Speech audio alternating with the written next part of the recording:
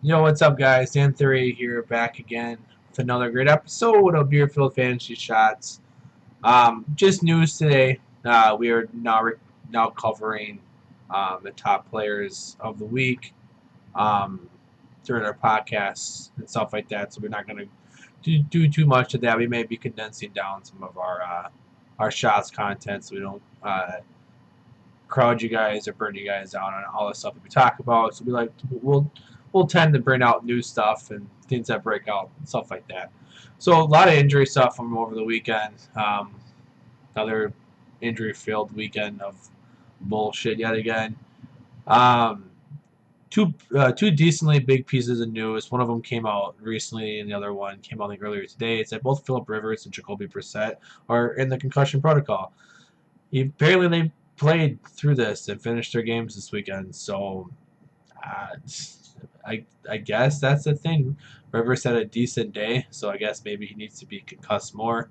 Um, in terms of backups, if they can't go, I believe Kellen Moore is the backup to Phillip Rivers, and Scott Tolzien is the backup to Jacoby Brissett. We got to see a little bit of Tolzien for a couple drives. Uh, Playmakers for both teams take a big hit if this happens. We got to see a little bit of Tolzien in the beginning of the season, and it was not pretty at all. The Cowboys could be without both Sean Lee and Tyron Smith for multiple weeks. Sean Lee looks to be the one that's going to be out potentially longer. Um, we got to see how bad this Cowboys defense or this how bad this Cowboys offensive line looked without Tyron Smith. Their backup left tackle was just got completely fucking destroyed by Adrian Claiborne. He had 6 sacks, a couple of forced fumbles, basically made Dak his bitch the entire game, and that really affected how well the Cowboys played. Dak was running for his life nearly the entire time, and he had one of his worst games as a pro, if not the worst game as a pro. And the Cowboys got their ass kicked because of it. And then on the flip side of the ball, losing Sean Lee, their best defensive player, the running game really became more effective after he got hurt.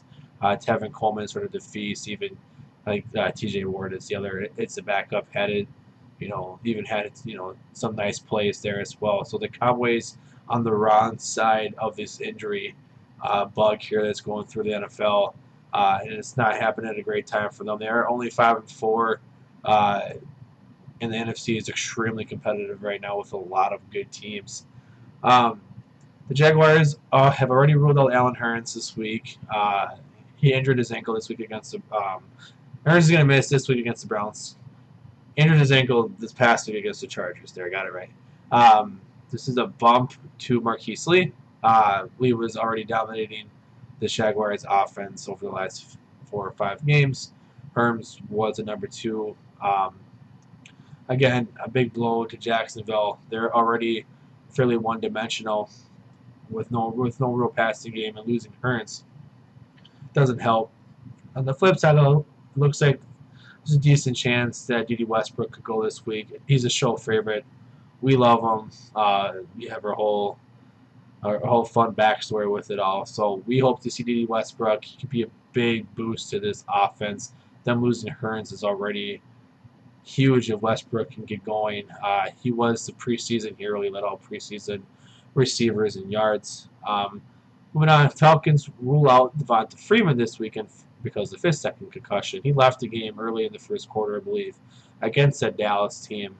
And then we got to see Tevin Coleman. It was just not a great game in terms of injuries. Real sloppy in terms of that look. But Tevin Coleman, we've always said that if Freeman were to miss time, Coleman jumps up into that RB1 conversation. After this past week, he put up RB1 numbers, at least RB1 type of numbers. I view him more as an RB2. The whole running game as a whole was really inconsistent this entire season. Maybe with only one dominant back, they're just going to use one heavily, which is what we've been wanting from them this entire year. But because one's gone, the other one should be fantastic. And in this case, it's Tevin Coleman. I don't have his schedule on top of hand, but he should move into at least a mid to high RB2 floor with a lot of upside to them. Packers lost both running backs this weekend. Aaron Jones looks to be out at least 3 weeks. Reports saying 3 to 6 due to his MCL injury. He doesn't need surgery, so that's good from that standpoint. I think the Packers will put him on IR if they are already out of playoff contention. Jones was the best looking back between him, Montgomery, and Williams. Um, Montgomery did look a lot better than Williams after Jones got hurt, but then Montgomery goes and hurts his ribs. But he looks to be somewhat available for the Ravens. If not, Jamal Williams will step into that role. Didn't look extremely efficient when he played. He was in a tough matchup. The Bears do have a good defense, but he should get the work and should get somewhat actually fed the work.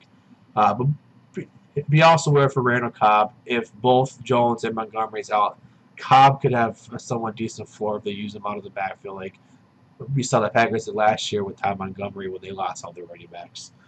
Moving on, just a couple more pieces of news. These are just injuries. Will Fuller suffered cracked ribs against the Rams this weekend, though the injury doesn't seem to be super severe. He looks to potentially miss one game. He's for sure going to miss this week. Or I believe they're on the bye this week. Sorry. He looks to at least miss 1 week, but that could only be it. Will Fuller is taking a massive dip with the loss of Deshaun Watson. Tom Savage really only looks to DeAndre Hopkins, and even looks like Bruce Ellington was seeing more targets. Fuller is going to continue to be a big boom bust, more on the bust side than the boom. I believe with this news, you can somewhat safely drop him. Stop trying to hold on to a dream that he had with a different quarterback. To me, he's been droppable since Watson got hurt. Last piece of news, Rob Kelly was diagnosed with a high ankle sprain and a grade 1-2 MCL sprain in his knee. Doesn't look great for him. It's going to at least be a couple weeks here, if not more. He's been inefficient all season long. Oddly enough, he was the best looking back between him and P. Ryan coming out of preseason. Both didn't look great. P. Ryan hasn't looked great this year. Looked decently efficient, at least stat-wise he was efficient. Looked decent enough against the Vikings. When he came in and started getting work, I believe it was 10 for 60. So there's some upside and potential there. Probably would have had a decent day if Cousins didn't take a couple of those goal line touchdowns away from him. But either way, right now it looks like it's the P. Ryan show for the main carries, and then you'll obviously see your hopefully decent amount of Chris Thompson.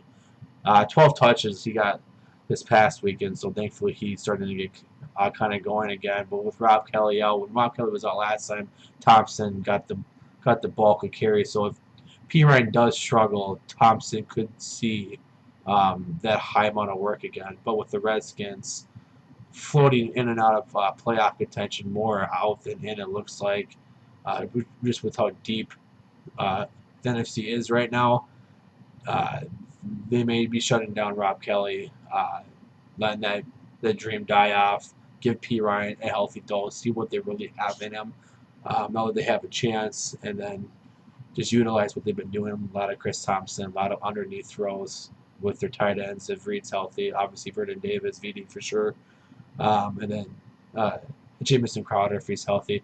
But that's all the news I got today.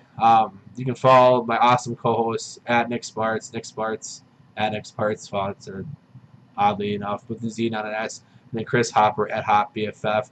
Follow the show on Twitter at BeardfieldFF. Following us, I continue to watch, subscribe our videos on here. Like I said, we're going through some of these, different transitions to how to better provide you guys with just better content. We want to keep the content fluid and current. We just don't want to oversaturate it too much. So that's all I got for today.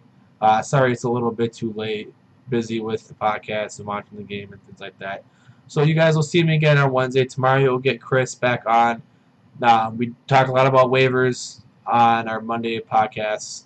So we may not get a whole lot of waivers. May add a couple people. Maybe he might deep dive a couple guys.